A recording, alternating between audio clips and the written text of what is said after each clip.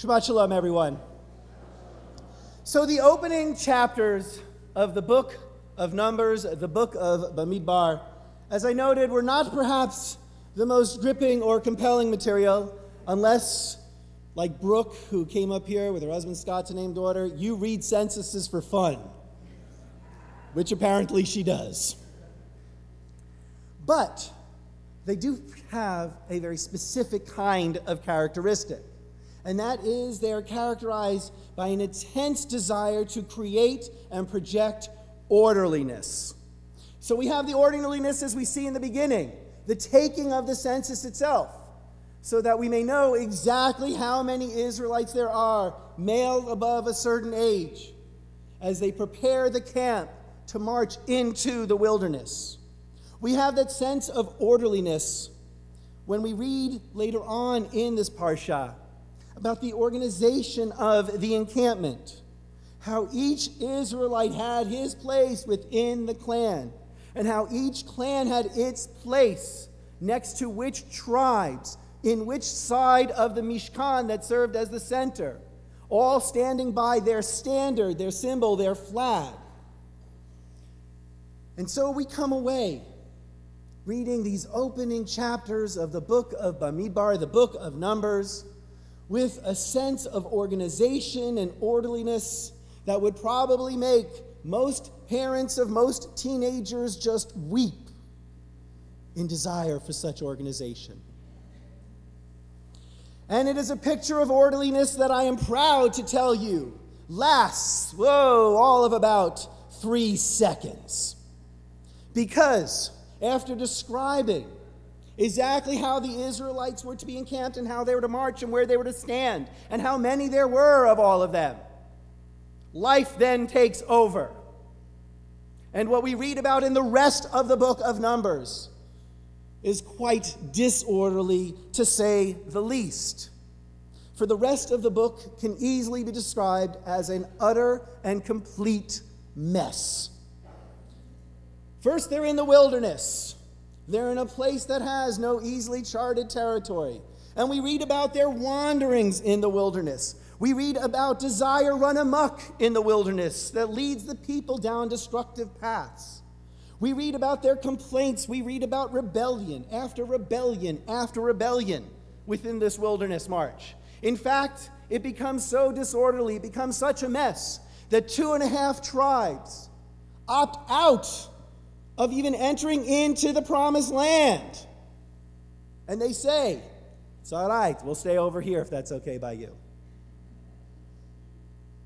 Though it starts out with a dream and a vision of order, the book of Numbers does not maintain that order for very long. For what we see when we look at the entire book, when we take an overview of this book of the Torah, what it teaches us is a very interesting dialectic that occurs between our visions and our dreams and our reality and our humanness. The book begins with a vision of how it should be and how the Israelites are going to get to that promised land. However, what the book describes as we look at it overall is that for all of our dreams and for all of our visions, they simply cannot sustain the weight of human passion and human frailty. Or in other words, they just can't sustain the weight of reality. And so we see this dialectic within the Torah of a projection of a future and of a vision of what can be, but of the difficulty of attaining it because of who we are. However, that is biblical Judaism's view. Rabbinic Judaism is going to take a slightly different point of view. It's going to take that dialectic, that tension that exists between vision and reality, and push it further. And here I would like to introduce you. I'd like to introduce you to a very important character within Jewish history. His name is Rabbi Yochanan ben Zakkai. Rabbi Yochanan ben Zakkai lived almost 2,000 years ago in the 1st century of the Common Era. He was the youngest and most gifted disciple of Rabbi Hillel, who himself was a pivotal figure within Rabbinic Judaism and within Jewish history. And Rabbi Yochanan existed at a time when the Jews too had a vision. They had a vision of throwing off the yoke of Roman authority, and they engaged in a rebellion against the Roman authority, finally having to take shelter and siege in Jerusalem. And in the course of that siege, the zealots, the ones who wanted to hold most passionately to the vision, refused to make any kind of deal or any compromise with the Romans. They'd rather have the people suffer. They would rather have the people die than give up their vision and dream of defeating the Romans. But Rabbi Yochanan had a different take on things. Rabbi Yochanan saw the suffering of the people, and he simply couldn't let that suffering be trumped by some ideological vision. And so he snuck out of Jerusalem while it is sieged in a coffin. And he goes and he approaches the general at the time named Vespasian, who was laying siege and leading the Roman army against Jerusalem. And he approached him and he made a deal with him. He said, I had a vision that you will become emperor. And if your vision comes true, Vespasian says, I will grant you anything that you want. What is it? And he said, please, just give me a place for some of us to go and live in peace. A place called Yavne. Now, whether or not Rabbi Yochanan ben Zakkai really had a vision, whether he had a dream, or whether he was just a shrewd reader of Roman politics, while the siege was still going on, Vespasian was called back to Rome, and he was made emperor, and he was true to his word. And he gave Rabbi Yochanan Yavne as a safe haven for he and his disciples to go and to live. And after Jerusalem fell, which it did, Yavne became the center of Jewish life. It became the focus and the birthplace of the rabbinic Judaism that we live and practice to this day. And so we understand, with this emphasis and focus on the here and now and on reality as it is, why it is that Rabbi Yochanan taught that if one is holding a sapling in one's hand and someone comes and rushes up and tells you, come quickly, the Messiah has arrived, Rabbi Yochanan says, first finish planting the tree, then go and greet the Messiah. In this teaching, we see that Rabbi Yochanan takes a different point of view in the dialectic between vision and reality. And he understands that as important as a vision is, as a dream is, as a hope for something like the Messiah is, life still needs to be lived, and the people still need to be cared for. And one cannot sacrifice the people on the bench of our dreams.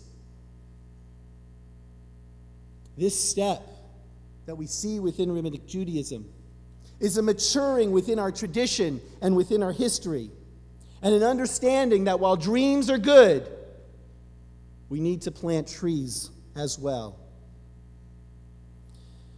This past week, I had both the honor and pleasure of attending the AIPAC Policy Conference in Washington, D.C.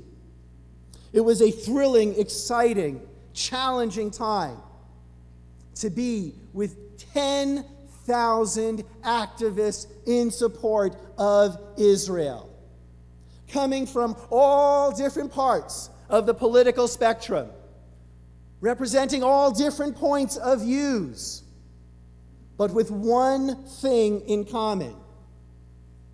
Each and every one of us was an Ohev Yisrael, a lover of Israel, desiring nothing but its safety and its security.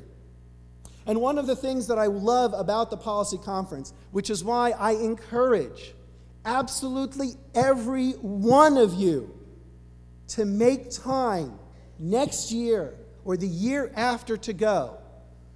One of the things I love about the policy conference are the speakers that they bring in. The different points of view, the different voices from so many different angles on so many different issues. One of the speakers that we were fortunate to hear was Leon Wieseltier, the literary critic of the New Republic. An intellect, to say the least, passionate and committed to his love of Israel without doubt, and insightful and incisive and balanced in his comments. And one of the most insightful things that he shared, it's something that I think I've heard before, but having him say it again, struck home as I was studying this week's Torah portion. He made it clear that Israel has dreams, and that 63 years ago, when the state of Israel was founded by David Ben-Gurion and others, they had dreams of what that state could be. And if you read Ben-Gurion's diaries, you understand the extent of his dreams.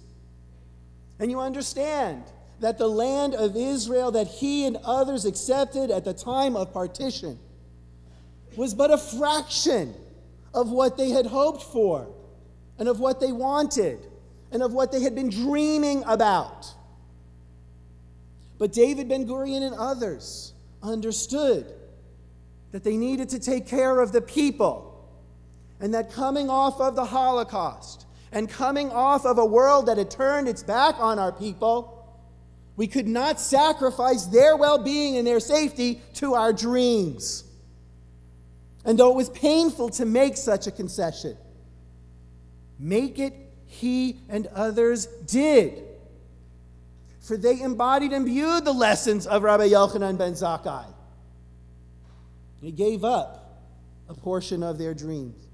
And it wasn't only just in land that David Ben-Gurion and others had to give up their dreams, but even in a sense of the unity of the people, they had to give up their dreams.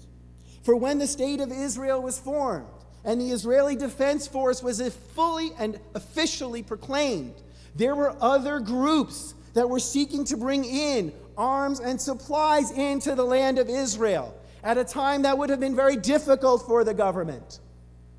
And so David Ben-Gurion made a dreadful, tough, painful decision. And a ship loaded with supplies, known as the Altalina, that was coming under the aegises of the Irgun, one of these other military groups that had been so fundamentally important in the defense of Israelis at the time. David Ben-Gurion ordered that they open fire on this ship, preventing it from landing, because he simply could not have the authority of the Israeli Defense Force and the government being challenged. And it caused a tremendous friction within the people. And that sense of unity that is so important to us fractured a little bit. And these were tensions that remained for decades within Israeli society. But it was necessary. Because even if you have a dream of unity, sometimes you have to give up your dreams for what is necessary. So, as Leon Wieseltier shared with us, we have given up crucial elements of our dream over 63 years. And this, he says, leads us to the problem. Because the Palestinians and their leadership have not given up their dreams.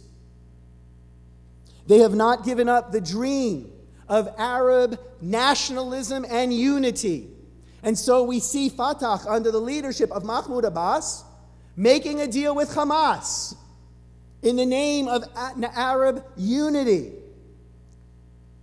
However, in doing so, surely he must know that to bring into his government a fraction of the people who are sworn to Israel's destruction makes having a peace negotiation impossible.